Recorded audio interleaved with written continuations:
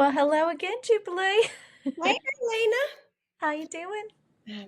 Mighty fine. How about yourself? I'm doing just fine, thank you. Hmm. Well, here we are back with another episode of E&J Productions presents.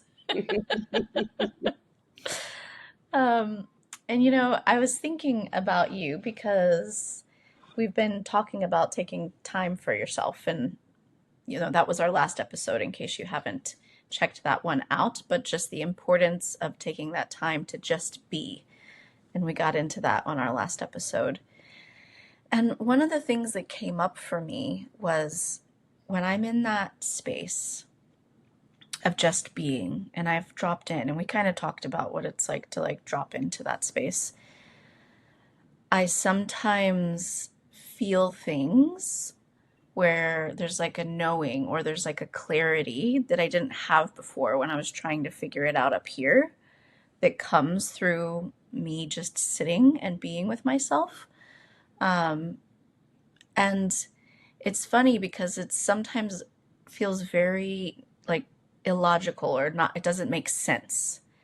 And I'm just wondering, because that happened to me recently, and I'm just wondering if that's happened for you. It has many times. Mm, I think one of the most pivotal points for me on this journey was um, exactly that. There was somebody very, very, very dear to my heart who was in a deep, dark place. And every part of my being, my mind, my logic, wanted to just go and make everything all better and do this and do that to make sure this person's safe, right? There's a part of me that knew that wasn't the route because it's like this, it comes from like this thing of desperation. Like, if I just do this, it'll be okay. And I remember sitting in my living room and I sat down on the couch, and it's just like, I just sat down and I asked the question, what is there for me to do?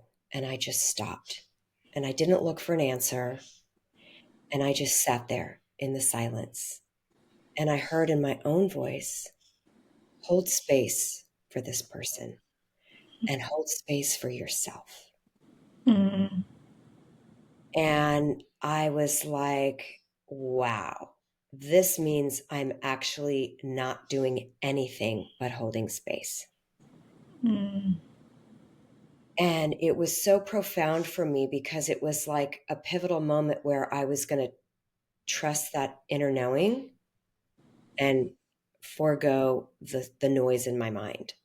mm, And for many, many, many months, I didn't move, I didn't call, I didn't text, I didn't reach out, I didn't do anything until I felt like text and say hi, call and see how this person's doing.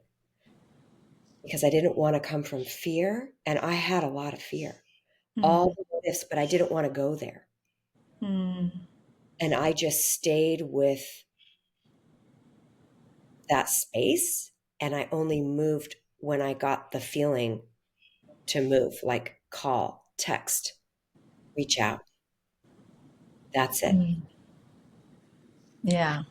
Mm. But you brought something up Mm, about dropping into the space. mm, And I want to hear about your experience because it's so recent. yeah. But also, what do you do to get into that space? So there's different little practices that I've done. Um, and none I feel like are like better than the other. It just depends on the moment. But recently, one of the ways that I've been dropping in is through the inner sensations of my body. So I'll sit there and I'll feel, when you focus on like the inner field of like your hand, you'll notice there's little like tingles and maybe sometimes like swirling kind of feeling. And when I focus on that, I feel like I drop in to myself through my body. Um, Sometimes though it's through the breath, like just breathing, like a big deep breath. And then on the release, I can literally just like feel myself sinking into the moment. Like, and maybe it takes a few breaths, but you know, other times it's like using senses, like even just like listening to the sounds of the birds outside. Sometimes, like just like the sensation that's in around my ear, like feeling that, I'll drop in. Um, and sometimes, I mean, I also use the mantra that our mentor has shared with us that's been so profound. I mean, which it's so much more than a mantra, but that's because I think we've practiced and learned how to really feel what's behind the words of the mantra versus just saying it in order to, you know, say it, I guess. I don't know. But I will tell myself the following: there's nowhere to be, there's nothing to do, there's nothing to accomplish, and the most big one for me is there's nothing to figure out. And I actually will feel and embody that in that moment, like knowing there really is nowhere else to be right now. Or you're sitting here just to be with yourself, but it's not to figure anything out. You are just being. And so those are a few of the ways that I drop in. Do you have anything else that you would add to that? What you do? Because those are exactly the same. Yeah. I always find the body as a portal for me, a Mm, portal um, to just drop into this space, but also the mantra. It's just like mm, I just feel this letting go in my mind, in my body, mm-hmm, and it's just like, all right, mm-hmm. yeah, yeah. Totally. That. So I Yeah. realized last time we didn't like have a how-to, and Mm, how-to, but these little practices are very powerful for someone who may be yeah. starting out or struggles with dropping in. So Yeah. thanks Totally. for the Yeah. description. Yeah, and like I was saying about that figure out one being so big for me is that I can get caught up in my logical mind trying to figure out, and um I've been having a process lately where I've been really uncomfortable and I've been trying to figure it out up here at times. And I think I just had this like reminder this week. I was struggling to drop in, honestly. And then I returned to the sensations in the body, and that really helped me. But I noticed, like, as I was dropping in after I'd been struggling for a while, there was this sense of calm and also this knowing there that um, about something that I had been trying to figure out for quite some time. And it didn't make any logical sense. It was just a quiet, and especially after what I've been putting myself through trying to figure this out in my logical mind, it was just this quiet knowing. And I've had this experience before. I won't get into specifics on this one because it's very personal, but I've had this feeling before when I was going through cancer. And I don't know how to logically explain this at all, but when I was quiet and connected to myself in that space, I had this knowing that I was going to be okay.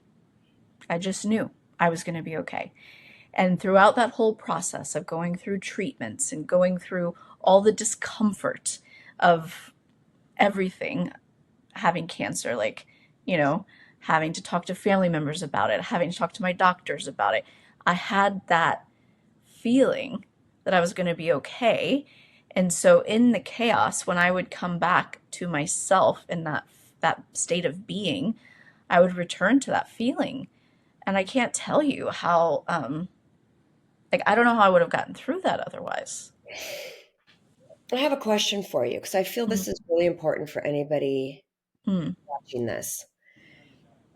And if you don't mind, mm, that part of when you had the cancer diagnosis, you felt you were going to be okay, mm, yet you went through treatment.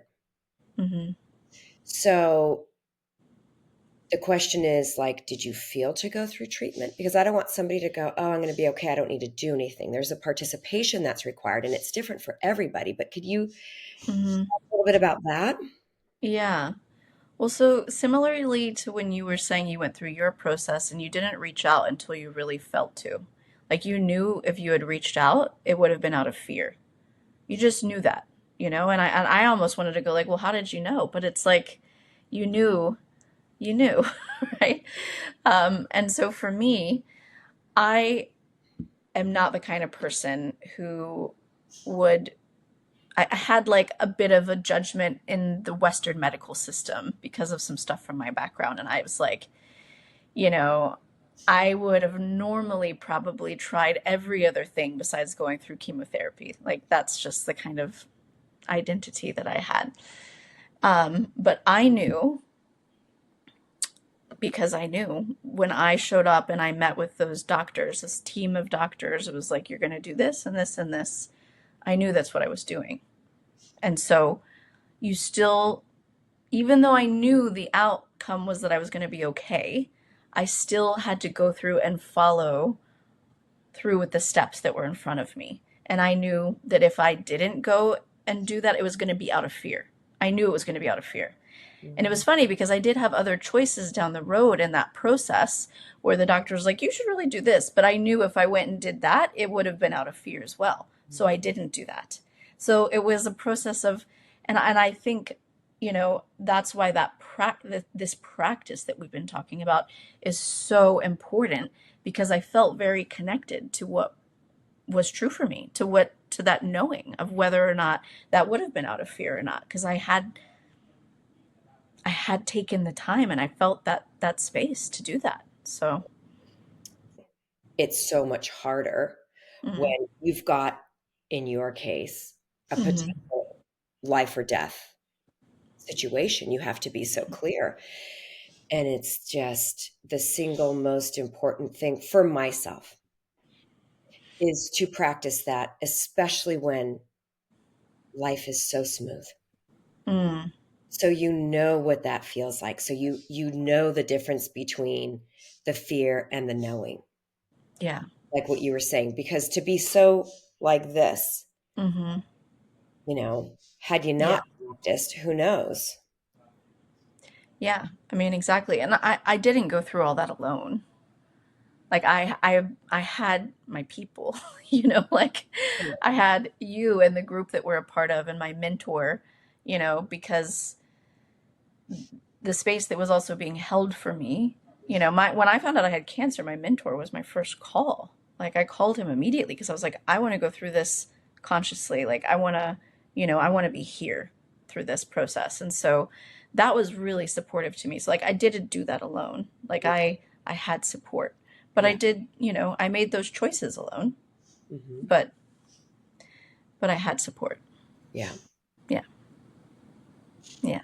Mm. I had your support, Jubilee. I think I called you every day. Hey, baby. Look,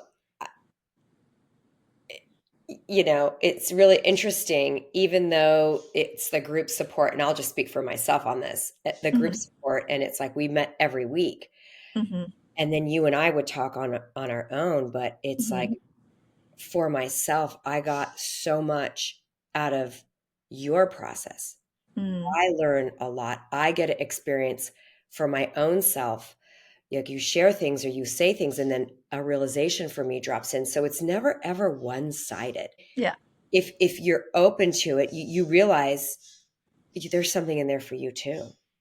Oh, yeah. I mean, that's group work. I mean, we could do a whole other talk about how powerful group work is to just get, Mhm. I mean, getting so much for myself from other people sharing their processes. You can see yourself in that and you just get so much from it. But Absolutely. yeah, it's good stuff. Hmm. Hmm. So maybe you want to repeat the mantra one more time Sure. in closing.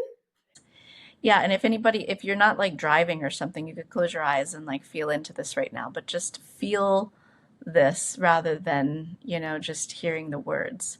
So it's there's nowhere to be, I am here. There's nothing to do. It is done. There's nothing to accomplish. I am enough. And there's nothing to figure out. I know. Yeah. And that's what that space feels like. Totally. Yeah. Mhm. Mm-hmm. What Well, a Jubilee. yeah. After that, I was just like, "Whew," just dropped in. Yeah. Well, hopefully everyone's dropped in and Mhm. you Well, drop in and see us again, okay? Come yeah, back and see us. back come back now. What would my mom say? "Y'all come back now, you hear?" That must Yeah. have been from a show or something like that. You drop in anytime, okay? At any time. That's right. We'll Mhm. see you on the next one. See you next time. All right, bye. Bye, Arlena. Bye, Jubilee.